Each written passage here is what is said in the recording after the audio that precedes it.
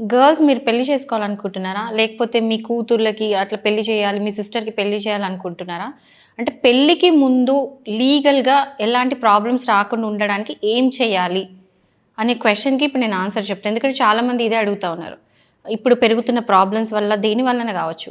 Better నేనేం చెప్తా అంటే ఒక పెళ్ళికి ముందు ఒక అడ్వకేట్‌ని కలిసి ప్రీ నప్టియల్ అగ్రీమెంట్ చేసుకోండి.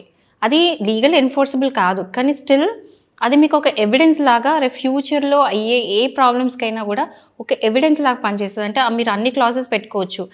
ఇంక్లూడింగ్ అరేంజ్‌మెంట్స్ అంటే పెళ్ళైన తర్వాత ఎట్లాంటి అరేంజ్‌మెంట్స్ పెట్టాలనుకుంటున్నారు?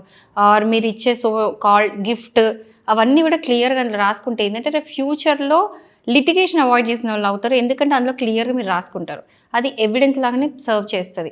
సో, ఇలాంటి వాటి వల్ల మీకు చాలా యూజ్ ఉంటది. అండ్ ఆల్సో అట్‌లీస్ట్ పెళ్లి సెటిల్ అయిన టైంకి అండ్ పెళ్లి చేసుకునే టైంకి కొంచెం టైమ్ పీరియడ్ గ్యాప్ పెట్టుకుంటే ఏంటంటే, మీకు ఒకరినొకరు అర్థం చేసుకునే ఛాన్సెస్ చాలా ఉంటది.